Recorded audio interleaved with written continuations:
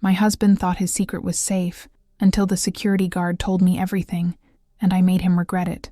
There is a type of pain that freezes you from the inside, that makes you question every word you said, every gesture you made, every time you looked into someone's eyes and believed them. That was what I felt the night I opened the door to my own apartment and saw the man I loved with another woman in our bed. It wasn't just my heart that broke. It was something bigger, something deeper. It was the image I had of myself, of the life I had built, of the future I had planned. Everything crumbled in a matter of seconds, like a house of cards swept away by Chicago's icy wind. Before I continue telling this story, I need to ask you something, and I say this from the heart. If you have ever been betrayed, if you have ever felt that pain that seems like it will never pass, or if you know someone who is going through this now, please like this video and subscribe to the channel. Turn on notifications, because I want more people to know they are not alone in this. Every like, every comment shows me that these words are reaching those who need to hear them. Tell me where you are watching from, and if you have been through something similar, because sharing these stories is what makes us stronger. My name is Camila. I am 36 years old and have lived in Chicago for almost 10 years. When I came here, I was full of dreams, those naive and bright ones you carry when you still believe the world is fair. I have always been romantic, the kind who watches romance movies and cries at the end, who believes in soulmates and happy endings. My mother used to say I had too soft a heart, that I trusted too quickly, that one day it would hurt me. I would laugh. I thought she was wrong. I thought my way of loving was my strength, until I discovered it could also be my greatest weakness. I met Ethan on an ordinary day, in a cafe near my workplace. It was autumn, that time of year when leaves fall golden on the sidewalks and the air has the scent of new beginnings. I was alone at a corner table, reviewing some reports from the office when he approached. Tall, dark-haired, with that somewhat shy smile that completely disarmed me. "Sorry to bother you," he said in a soft voice, "but it's crowded here. Do you mind if I sit?" I looked around. The cafe really was full. I gestured to the empty chair in front of me. "Sure, feel free." And that's how it began. Not with fireworks or background music. It was simple, natural. He ordered a black coffee. I drank my cappuccino, and somehow we started talking.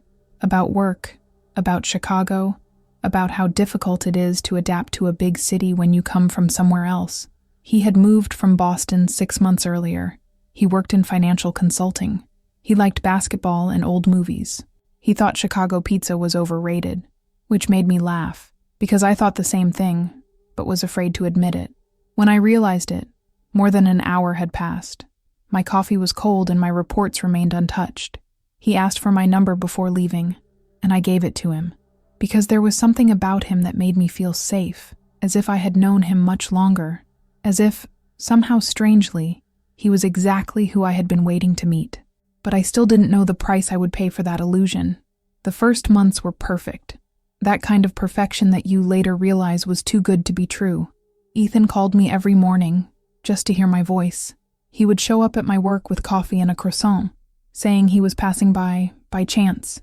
He planned surprises, dinners at small restaurants he discovered, walks in Millennium Park at sunset, nights when we would spend hours talking about everything and nothing. He had a way of looking at me that made me feel unique, as if I were the most important thing in his world. I remember one night when we were lying on the couch in his living room, watching a movie that neither of us was really paying attention to. He slowly ran his hand through my hair and whispered, "You are my home, Camila." My heart tightened. I had spent so much time alone, building my life brick by brick, that hearing that made me feel complete. I turned to him and said, "You are mine too." And in that moment, I truly believed it. People around us said we were the perfect couple. My friend Laura, who was skeptical about relationships, admitted that maybe I had found the one. Even my mother, who was always suspicious, said she liked him. And me? I fed on it, on that external validation that made me believe that finally, I had succeeded. That love wasn't just something from movies, that there really was a man who wouldn't disappoint me. But the cracks began to appear slowly, so slowly that at first I didn't even notice. First came the messages. He took longer and longer to respond. Hours sometimes. When I asked where he was, the answer was always vague. At work, dealing with some things. I'm busy, love. We'll talk later. I tried not to care. Chicago is a busy city. He was growing in the company. I understood.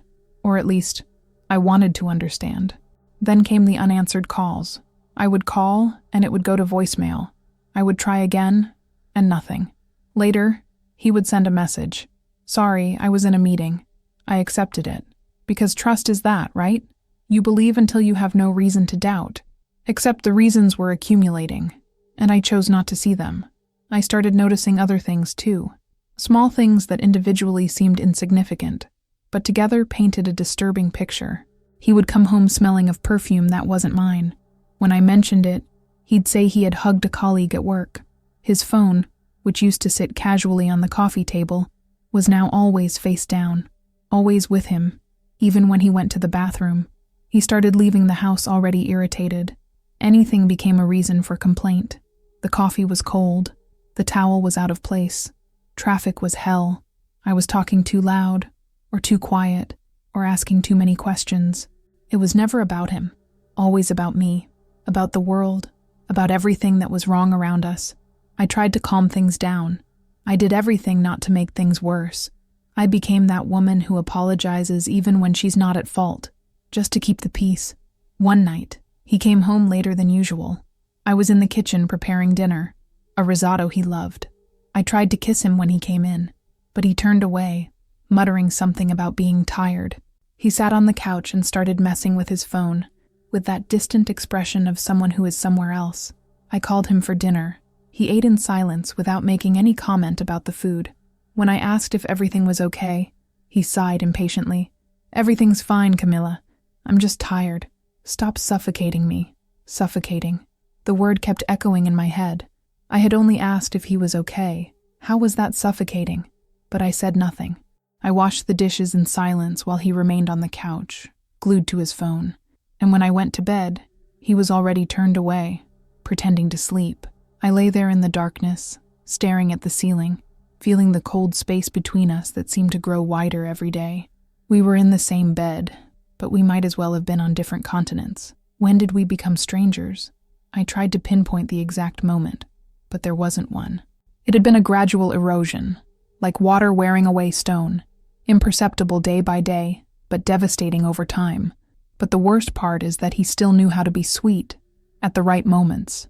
When I started to question, when suspicion hit hard, and I thought about confronting him, he would change. He would show up with flowers, prepare a surprise dinner, hug me from behind and whisper, "Sorry, love, I'm just stressed, but I love you. You know that, right?" And I believed him, because I needed to believe, because it was easier to deceive myself than to face the truth. But the truth always finds a way to appear, and when it appeared, it was devastating. It was a Thursday. I remember exactly because Thursday was the day I always left work late. Winter had arrived with force that year. The snow fell fine, the wind cut your face like ice blades, and Chicago's streets were covered with that somewhat dirty snow that accumulates on sidewalks. I returned home exhausted, wanting only to take a hot shower and collapse on the couch. That's when I realized I had forgotten my office key at home. I needed it the next day. I called Ethan. He answered after several rings, with a strange voice, muffled, as if he were whispering. "Hi, love," I said. "Are you at home?" Pause. "No, I'm in an important meeting. I'll only be back late." "A meeting? At this hour?" "Yes, Camila, a meeting. What do you want?" His tone was dry, impatient. I felt a lump in my throat, but I swallowed it. "Nothing. Forget it. We'll talk later." I hung up and stood there, in the middle of the sidewalk, while the snow fell on me. Something was wrong. Very wrong, but I didn't want to think about it. I didn't want to be the paranoid, insecure woman who always suspected. So I took a deep breath and continued walking to the building. The walk felt longer than usual. Each step crunched in the fresh snow, and my mind raced with possibilities I didn't want to entertain. Maybe he really was in a meeting. Maybe I was being unreasonable. Maybe the stress of work was making me imagine problems that didn't exist. But deep down, in that place where we keep the truths we're not ready to face, I knew. When I arrived, the security guard at the entrance, Mr. Robert, was at the counter. He was an older man, always polite, With that calm demeanor of someone who has seen a lot in life, I greeted him with a wave. He looked back at me, but there was something different in his face. A discomfort, a hesitation. "Ethan hasn't arrived yet, has he?" I asked, while picking up the mail. He was silent for a few seconds. Too long. Then he looked away and said quietly, "Ma'am, he went up more than an hour ago." The world stopped. I turned to him slowly. "What do you mean?" He looked genuinely uncomfortable. I didn't want to meddle, but he went up with a woman." My purse slipped from my hand and fell to the floor with a dull thud. The letters scattered across the marble floor. I felt my blood freeze in my veins. My heart started beating so hard I thought I was going to faint right there. "What?" My voice came out in a thread, almost inaudible. "I'm sorry, ma'am. I thought you knew." Mr. Roberts' face was etched with genuine concern. He had worked in this building for 15 years, had seen countless residents come and go, had witnessed affairs and arguments and reconciliations, but the look he gave me was one of pure compassion, as if he understood the magnitude of what he had just revealed. Was she... I couldn't finish the sentence. My throat had closed up. "Young. Blonde. She's been here before, about 3 times in the past month. Always on Thursdays." His voice was gentle, apologetic. "I'm so sorry, ma'am." I couldn't process it. My brain simply refused to accept that. He was at home, with another woman, while telling me on the phone that he was in a meeting. My body started moving on its own. I picked up the letters from the floor any which way, mumbled something I didn't even understand, and went to the elevator. My hands were shaking so much I could barely press the button. When the doors closed, I felt the tears begin to fall. But it wasn't time yet. I needed to see. I needed to be sure. The elevator went up slowly.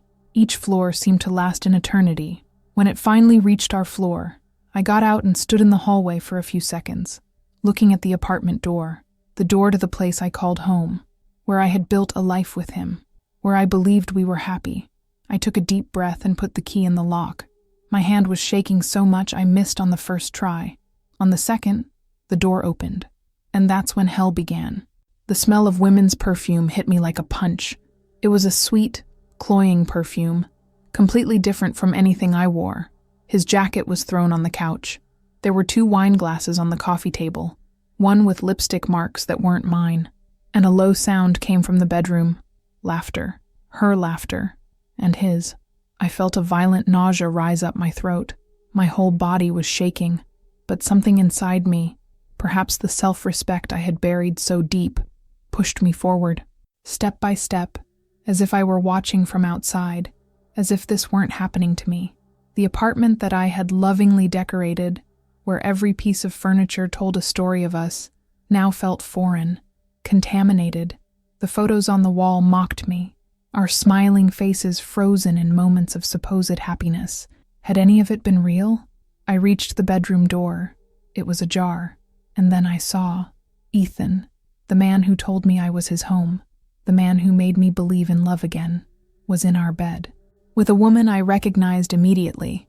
It was Julie, his assistant from the company, the same one he had introduced me to at a dinner months ago, saying she was just a work colleague, the same one I had asked about, feeling that strange pang of jealousy. And he had laughed, saying I was being silly.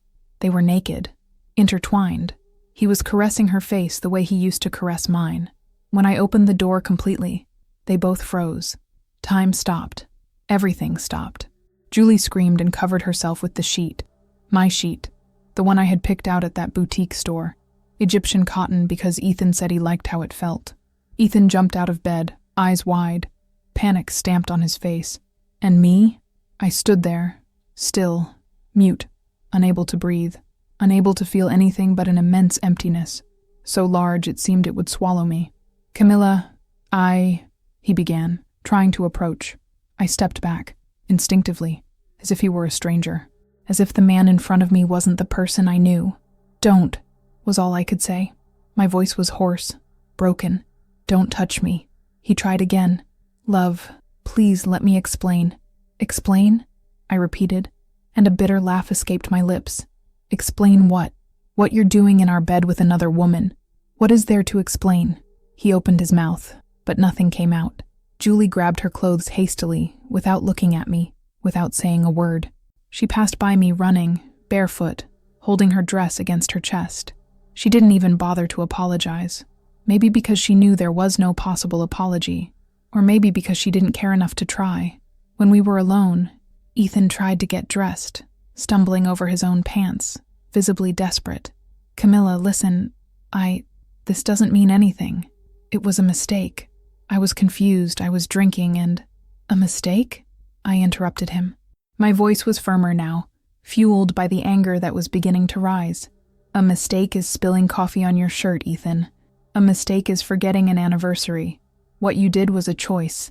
You chose to bring her here, chose to betray me, chose to lie to me on the phone while you were with her in our bed. He ran his hand over his face, desperate. I love you, Camila. I swear. This was just... Don't say you love me, I shouted, and my voice echoed through the apartment. You have no idea what love is. Love isn't this. Love isn't lies. Love isn't betrayal. The words poured out of me, years of suppressed feelings finally breaking through. Love isn't making someone feel crazy for having instincts. Love isn't gaslighting. Love isn't coming home smelling like someone else and acting like I'm paranoid for noticing. Love isn't Thursday nights with your mistress while I'm at work. She's not my mistress, he said weakly, as if the terminology mattered. Oh, I'm sorry. What should I call the woman you've been sleeping with in our bed? Your colleague? Your friend? What pretty words do you use to make yourself feel better about what you've done? I grabbed the keys from the table, threw them on the floor with force, and the metallic sound echoed like a gunshot. I vigorously turned my back and started walking toward the door. Where are you going? He asked, his voice failing. I stopped for a second, without turning around. Anywhere that doesn't have you. And I left. I went down the stairs because I couldn't wait for the elevator. My vision was blurred by tears. When I reached the entrance, Mr. Robert looked at me with a sad expression, full of compassion. He opened his mouth to say something, but I just shook my head. I couldn't speak. Ma'am, he said softly, I have a daughter your age. I'd want someone to tell her the truth too. I nodded, unable to form words. He pressed a card into my hand. My wife's number. She's a counselor, if you need someone to talk to. The kindness of this stranger, when the man I loved had shown such cruelty, broke something in me. I managed a whispered, thank you, before pushing through the doors. I left the building and the snow kept falling. The cold cut my skin, but I barely felt it. Andei sem rumo pelas ruas vazias de Chicago, chorando, tremendo, sentindo que meu mundo tinha acabado. I walked aimlessly through Chicago's empty streets, crying, shaking, feeling like my world had ended. I called Laura, my neighbor and friend, the only person I trusted. She answered on the first ring. Camila, what happened? I could barely speak between sobs. He cheated on me, Laura. I caught him with another woman in our bed. Silence on the other end. Then, where are you? I don't know. Walking. Stay there. I'm coming to get you. Send me your location. I sent it. And I stood there, stopped under a bus shelter, while the snow accumulated around me. I felt my chest hurt physically, as if someone had punched my heart. My throat burned. My hands trembled uncontrollably. And worst of all, was the silence inside me. The silence of realizing that the life I had no longer existed. Laura picked me up 20 minutes later.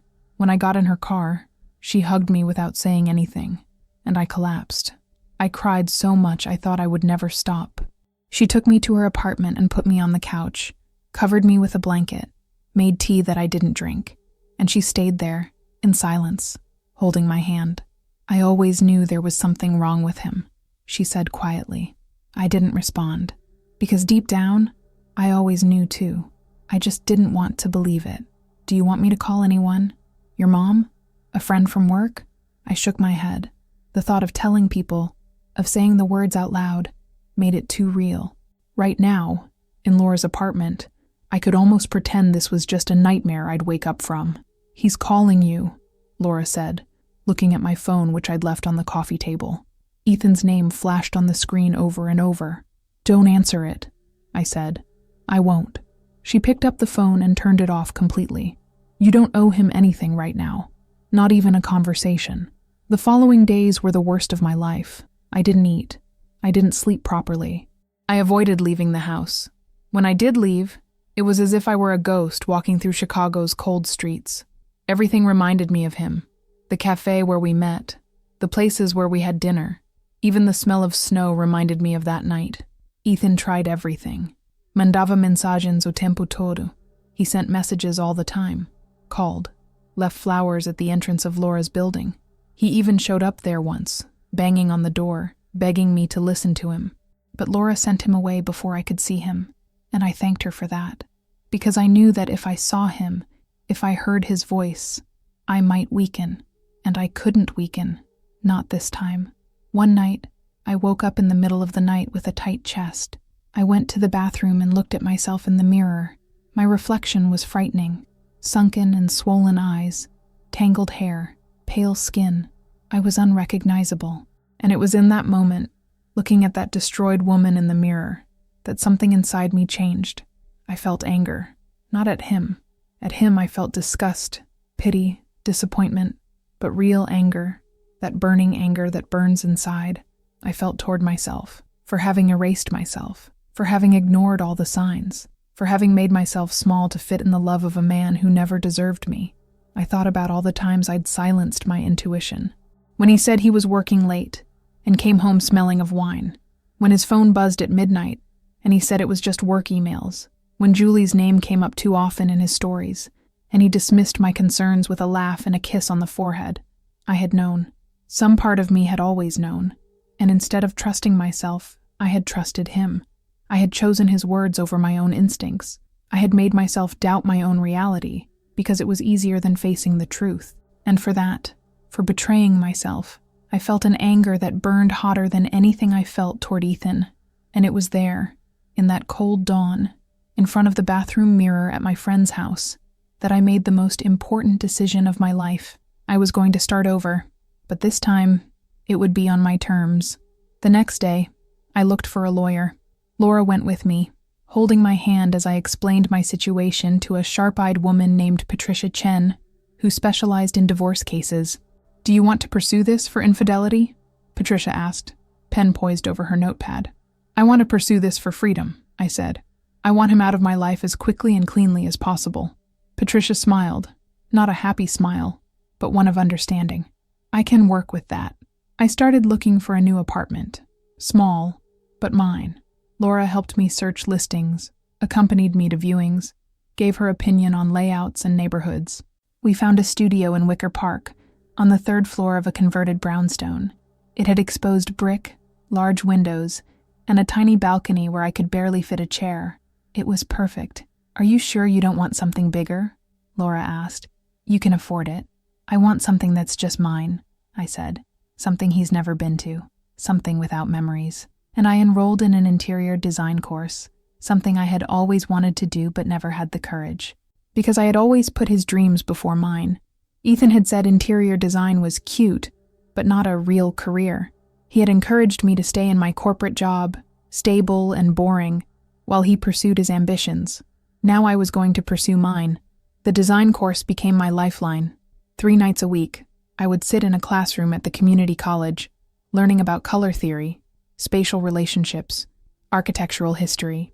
My instructor, Margaret, was a woman in her 60s who had built her own design firm from nothing. "Design is about more than making spaces beautiful," she told us on the first day. "It's about understanding how people want to live and creating environments that support that life." I threw myself into the coursework with an intensity that surprised even me. I stayed up late working on projects, visited furniture showrooms on weekends, took photographs of interesting buildings around Chicago. For the first time in years, I felt excited about something that was entirely my own. Weeks passed. I avoided places where I might run into Ethan. Chicago is a big city, but our lives had been so intertwined that his ghost seemed to haunt every corner. I changed my route to work, found a new coffee shop, stopped going to our favorite restaurants. Ethan tried to see me at the law office when I went to sign the first separation papers. He was waiting outside the building, looking thin and disheveled. He had dark circles under his eyes and his shirt was wrinkled, so unlike the polished man I had known. "Camila, please," he said, trying to grab my hand. "Just give me 5 minutes." I pulled my hand away. "You had years, Ethan. Years to be honest with me, to treat me with respect, to be faithful. You don't get 5 more minutes. I made a mistake, but we can fix this. I still love you. I looked at him, really looked at him, perhaps for the first time since that night. He was smaller than I remembered, not physically, but in presence. The man I had built up in my mind, the man whose opinion I had valued above my own, was just ordinary, flawed, human, and not worth the pedestal I had put him on. You know what's the difference between a mistake and a choice, Ethan? A mistake is tripping. A choice is deciding to betray the person who trusts you. And you didn't just choose once. You chose every time you texted her, every time you lied about working late, every Thursday for months. His face crumpled. I'm getting help. I'm seeing a therapist. I'm trying to understand why I did this. Good, I said, and I meant it. I hope you figure it out. I hope you become a better person, but you're going to do that without me. She meant nothing, he said desperately. Julie, she meant nothing. Then you gave up everything for nothing, I replied. How incredibly stupid of you. I walked past him into the building, my head held high. Patricia was waiting for me in the lobby. You okay? She asked. I'm better than okay, I said. And for the first time since that snowy Thursday, I actually felt it. I signed the papers without hesitation. My hand was steady. Patricia explained each document, but I barely listened. None of the details mattered. What mattered was the signature, the act of reclaiming my life. I moved into my new apartment on a sunny Saturday in early spring. The snow had finally melted, and the city felt alive with possibility. Laura and a few other friends helped me move my belongings, which weren't many. I had left most of the furniture in the old apartment, wanting nothing that would remind me of the life I had shared with Ethan. We spent the day assembling flat-pack furniture from IKEA, hanging curtains, arranging books on shelves. Someone brought pizza. Someone else brought wine. By evening, my little studio felt like home. After everyone left, I stood in the center of my new space, turning slowly to take it all in. Every choice had been mine. The soft gray paint on one accent wall, the vintage rug I'd found at a thrift store, the plants on the windowsill, the prints I'd chosen for the walls, abstract art that made me feel calm. This space reflected who I was, or who I was becoming, not who Ethan had wanted me to be. I poured myself a glass of wine and sat on my new couch, a deep blue velvet piece that Ethan would have hated, which made me love it even more. I toasted the empty room. To new beginnings, I said out loud. The following weeks, I fell into a new rhythm. Wake up early, go for a run along the lake, work my corporate job during the day. Still boring, but it paid the bills. Design classes 3 nights a week, weekends dedicated to studying, working on course projects, or exploring the city alone. Gradually, I began to rediscover who I was. I went back to frequenting the cafe where I had met Ethan, but now alone, without fear, without the need to be accompanied to feel complete. I reclaimed that space for myself. I started walking in Millennium Park early in the morning, listening to music, watching the city wake up. I joined a gym and actually went, not because I thought I needed to lose weight, but because I liked how strong it made me feel. I took pottery classes at a community center, laughing at my lopsided bowls and crooked vases. I met new people, made new friends who knew me as Camila, not as Ethan's girlfriend, not as half of a couple. Mr. Robert, the security guard who had told me the truth, became an unexpected friend. My new apartment was only a few blocks from my old building, and sometimes I would walk past on my way to the train. He always greeted me warmly. One day he stopped me. Ma'am, or should I say Ms. Ferreira now? I smiled. Camila is fine. You look different, Camila. Lighter, like you're carrying less weight. I am, I said. Thank you for telling me the truth that night. I know it wasn't easy for you. He shook his head. I have 3 daughters. I'd hoped someone would do the same for them. You deserve to know. I did, I agreed. Even though it hurt, I needed to know. And now? He asked. Are you healing? I considered the question. Was I healing? The wound was still there, still tender, but it was closing. Yes, I said finally. I think I am. Good. You're stronger than you know. I could see it that night. You were hurt, but not broken. There's a difference. His words stayed with me for days. Hurt, but not broken. It was true. Ethan had hurt me deeply, but he hadn't broken me. I was still standing, still moving forward, still building a life. 3 months after the separation, I received an email from Margaret, my design instructor. One of her clients needed help with a small project, redesigning a boutique hotel lobby. The original designer had fallen through, and they needed someone quickly. Margaret was too busy with her own projects, but she thought of me. "It's not a huge job," she wrote, "but it pays decently and would look great in a portfolio. Interested?" I stared at the email for a long time. This was it, the opportunity to do something real, something beyond classroom projects. It terrified me. What if I failed? What if I wasn't good enough? But then I thought about the woman I used to be, the one who would have said no, who would have talked herself out of it, who would have waited for permission or approval. I didn't want to be her anymore. I wrote back, "Absolutely interested. Thank you for thinking of me." The meeting with the hotel owner, a woman named Sarah Kim, went better than I could have hoped. She was in her 40s, sharp and energetic, with clear ideas about what she wanted but open to suggestions. "Margaret speaks highly of you," Sarah said. "Show me what you're thinking." I pulled out my sketches. I had stayed up late the night before, drawing concept after concept. I showed her my vision: warm neutrals with pops of deep emerald green, vintage brass fixtures, local art on the walls, comfortable seating that encouraged guests to linger. "I want it to feel like coming home," I explained, "but a home that's more beautiful than anywhere they've actually lived." Sarah studied the sketches, her expression unreadable. Finally, she looked up at me and smiled. "When can you start?" The hotel project consumed me in the best possible way. I worked with contractors, furniture vendors, artists. I made decisions about everything from tile patterns to light fixtures to the arrangement of furniture.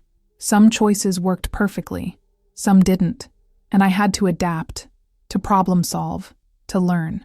Sarah gave me creative freedom, trusting my vision. "You have good instincts," she told me. "Trust them. Trust them." For so long, I had doubted my own instincts, had second-guessed myself, had sought validation from Ethan for every decision. Now I was learning to trust myself again. The day the lobby renovation was complete, Sarah gave me a tour of the finished space. The afternoon light streamed through the windows, hitting the emerald velvet chairs at just the right angle. The brass fixtures gleamed. The local artwork, photographs of Chicago neighborhoods, added character and place. It was beautiful. More than that, it felt right. "Camila, this is incredible," Sarah said. "Better than I imagined. You didn't just design a hotel lobby. You created an experience." I felt pride swell in my chest. "Thank you for giving me the chance." "Are you kidding?" "Thank you. Listen, I'm opening another property next year. I want you to design the entire thing. Not just the lobby, but the rooms, the restaurant, everything. Are you interested?" I stared at her, speechless. This was more than I had dreamed possible. I'm still technically a student. I haven't even graduated yet." Sarah waved her hand dismissively. "Degrees are nice, but talent is better. You have talent. So, are you in?" "Yes," I said, not allowing myself to hesitate. "Absolutely yes." The local design magazine got wind of the hotel renovation and featured it in their next issue. They did a full spread with professional photographs and included an interview with me. The journalist asked about my journey into design, and I found myself telling an abbreviated version of my story, how I had gone back to school after a difficult breakup, how I had discovered that reinventing yourself is never too late. "Sometimes life falls apart so that it can fall into place," I told her. It sounded like something you'd see on an inspirational poster, but I meant every word. When the magazine came out, I received dozens of messages, some from potential clients, some from other women who had read my story and saw themselves in it. One message in particular stuck with me. It was from a woman named Diana. "I've been in a relationship for 8 years that makes me miserable. Reading about your courage has given me the strength to leave. Thank you for sharing your story." I cried reading that message. Not sad tears, but tears of purpose. My pain had meaning. My story could help others. That realization transformed everything. It wasn't just about me anymore. It was about showing other women what was possible on the other side of heartbreak. Margaret called to congratulate me on the magazine feature. "I'm proud of you, Camila. You've come so far in such a short time. I had a good teacher, I said. Teaching can only do so much. You had the talent and the drive, and you had the courage to start over when it would have been easier to stay stuck. After I hung up, I thought about her words. Courage. Had it been courage? At the time, it had felt like survival, like I had no other choice. But maybe that's what courage is. Doing what needs to be done even when you're terrified. 6 months after the divorce was finalized, I was walking through a farmer's market on a Sunday morning. The air smelled like fresh bread and coffee. Vendors called out their prices. Children laughed. It was one of those perfect late spring days that makes you grateful to be alive. That's when I saw her. Julie. Ethan's Julie. Our eyes met across a table of organic vegetables, and the recognition was instant. She went pale, her hand freezing over a bunch of kale. For a moment, neither of us moved. Then she approached me, slowly, as if approaching a wild animal that might bolt. Camila, she said quietly. I'm so sorry. I know that means nothing, but I need you to know that I regret what happened every single day. I looked at her, really looked at her. She seemed smaller than I remembered, diminished somehow. There were shadows under her eyes, and she looked tired, unhappy. How long had it been going on? I asked, not because I needed to know, but because she needed to say it. 4 months, she whispered. I know that doesn't make it better. I know there's no excuse. You're right, there isn't. She nodded, tears spilling down her cheeks. I lost my job. When HR found out about us, they fired me, said I had violated workplace conduct policies. And Ethan, he promised he would leave you, that we would be together. But after you found out, she trailed off. He what? He blamed me, said I had seduced him, told everyone at the company that I was obsessed with him, that he had tried to end it, but I wouldn't leave him alone. I felt a strange mix of emotions, not satisfaction at her pain, but rather a sad understanding. And you believed him when he said he'd leave me. I wanted to believe him. He was so convincing. He'd say you didn't understand him, that you were roommates more than lovers, that he felt trapped. She wiped her eyes. I know how stupid that sounds now. Every cheater says that, right? Pretty much. I agreed. How are you so calm? She asked. If I were you, I would hate me. I considered the question. Did I hate her? A year ago, yes. 6 months ago, maybe. But now, I don't hate you, Julie. I actually feel sorry for you. She flinched as if I'd slapped her. You helped destroy a relationship, and for what? For a man who threw you under the bus the moment it was convenient? You lost your job, your reputation, probably your self-respect. And Ethan? He moved on. He always does. I heard he's seeing someone new, she said quietly. Someone from his gym. Of course he was. Men like Ethan don't change. They just find new victims. I hope she's smarter than we were, I said. Julie looked at me with something like wonder. You're different. You seem free. I am free, I said. That's what happens when you stop letting someone else's choices define your worth. I don't know how to do that, she admitted. Therapy helps. So does time. So does deciding that you deserve better. I picked up my bag of vegetables. I hope you figure it out, Julie. I really do. But I need to go. As I walked away, I heard her call after me. Thank you, Camila, for not hating me. I didn't turn around. That encounter stayed with me for days. I felt lighter afterward, as if a weight I hadn't known I was carrying had been lifted. Seeing Julie, seeing the consequences of her choices, seeing that she was just as much a victim of Ethan's manipulation as I had been, completed something in me. Forgiveness, I was learning, wasn't about saying what happened was okay. It was about refusing to let what happened continue to hurt me.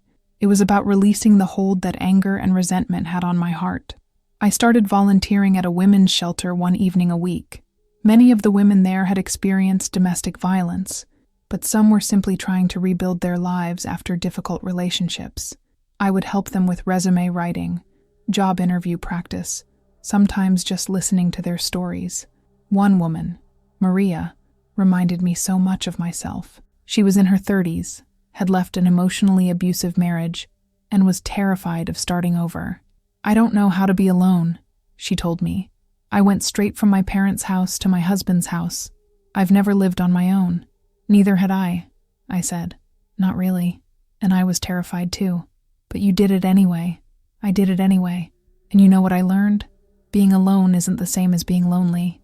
When you're in the wrong relationship, you can feel lonely even when you're not alone. But when you're by yourself, truly by yourself, you can feel complete. She smiled tentatively. I want to feel complete. You will, I promised. One day at a time. As winter approached again, nearly 2 years since that life-changing Thursday, I was invited to speak at a women's empowerment conference. The organizer had read my interview in the design magazine and thought my story would resonate with the audience.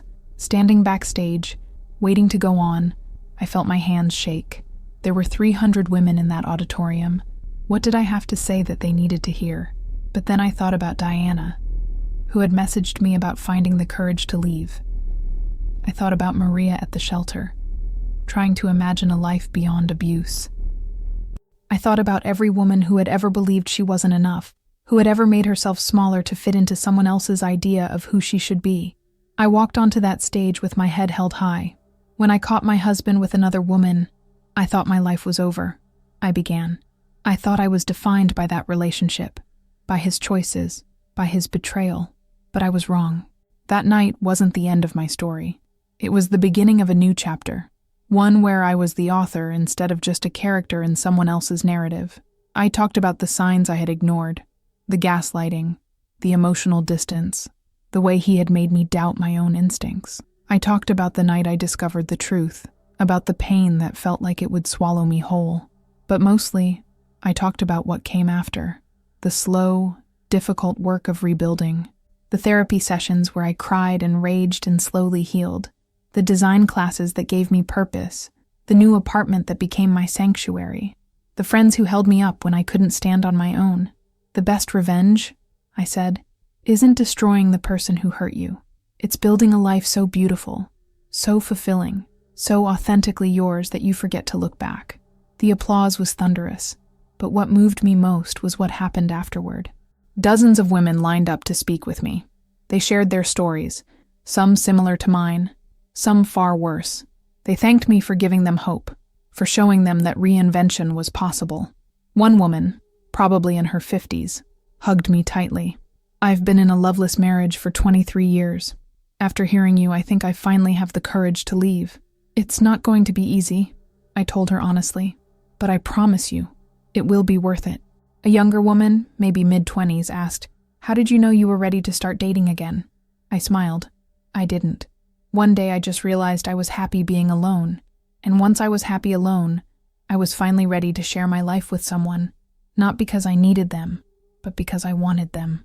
"Are you dating someone now?" she asked. "I've gone on a few dates," I admitted.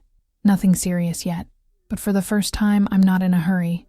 I'm not desperately searching for someone to complete me. I'm just open to possibilities." That was the truth. I had been on dates over the past year. Coffee with a lawyer, dinner with a photographer, drinks with an architect. Some were pleasant, some weren't. None had developed into anything serious, and I was okay with that. I was learning what I wanted, what I wouldn't tolerate, what my non-negotiables were. I was learning to value myself enough to walk away from anything that didn't serve me.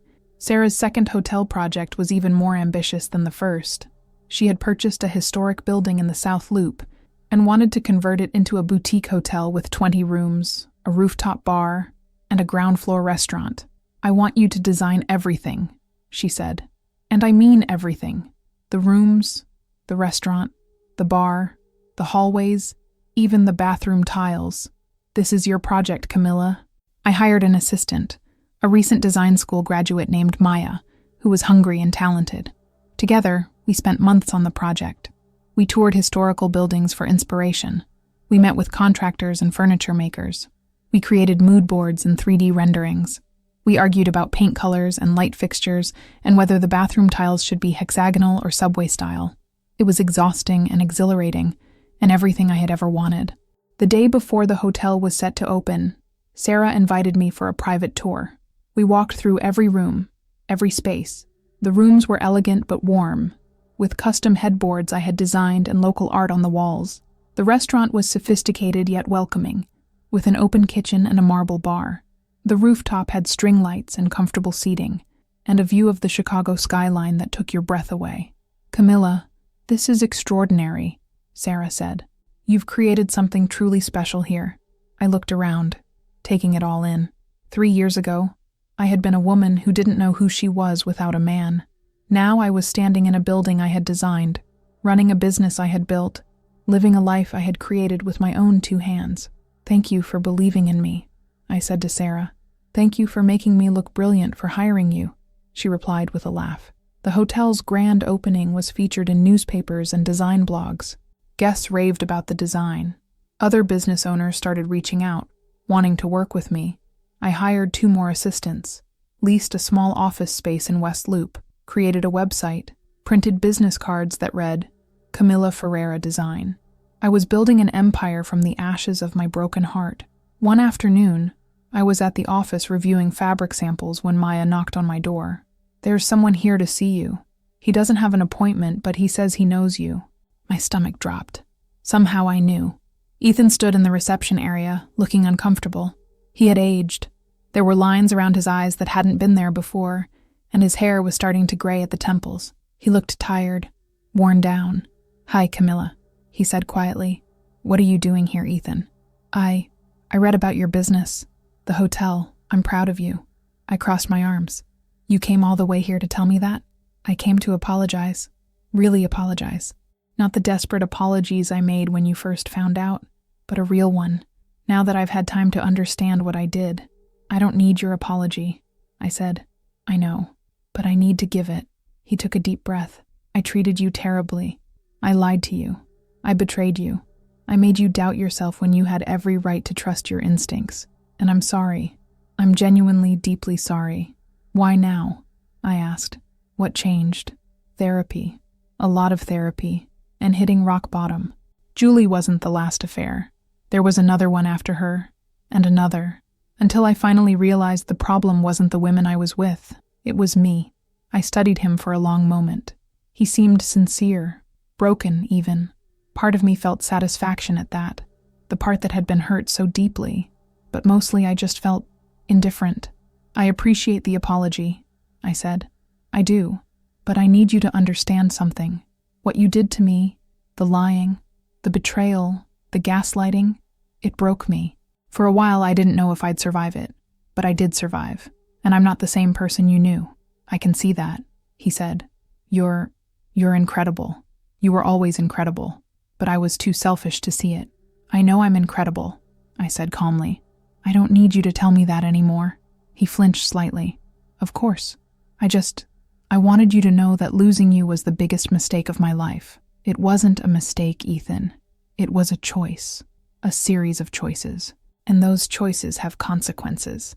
I moved toward the door, signaling the conversation was over. "I hope you found help. I hope you're working on becoming a better person. But you need to do that without me." "I understand," he said. Can I ask how you're doing? Are you happy?" I thought about my question. Was I happy? I thought about my business, my friends, my apartment, my life. I thought about the woman I had become. Strong, independent, self-assured. "Yes," I said. "I'm very happy. Are you seeing anyone?" "That's not your business anymore." He nodded, accepting the boundary. "Right, of course. I'm sorry." "Stop apologizing and start changing," I said. "That's all you can do now." I watched him leave and felt nothing. No anger, no sadness, no lingering feelings. He was just a man I used to know, someone from a chapter of my life that had closed. That evening I met Laura for dinner at a new Thai restaurant in Logan Square. I told her about Ethan's visit. "How did you feel seeing him?" she asked. "Honestly, nothing. He was like a stranger. I looked at him and couldn't remember why I ever loved him." Laura raised her glass. "That's growth, my friend." We clinked glasses and drank. The restaurant was busy, full of laughter and conversation. At the next table, a young couple was clearly on a first date. Nervous smiles, awkward pauses, the careful dance of getting to know someone new. I watched them with a smile. I remembered being that nervous, that hopeful, that convinced that finding the right person was the key to happiness. Now, I knew better. The key to happiness wasn't finding the right person. It was becoming the right person. It was knowing yourself, valuing yourself, being whole on your own. "You know what's funny?" I said to Laura.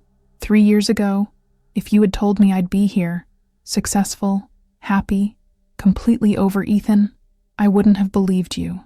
I thought that betrayal would define me forever. But it didn't define you, Laura said. It refined you. I liked that. Refined, not defined. I've been thinking about expanding the business, I said. Maybe opening a second office, taking on commercial projects, not just residential and hospitality. That's ambitious. I'm an ambitious woman, I said with a smile. Turns out, when you stop making yourself small for someone else, you can accomplish a lot.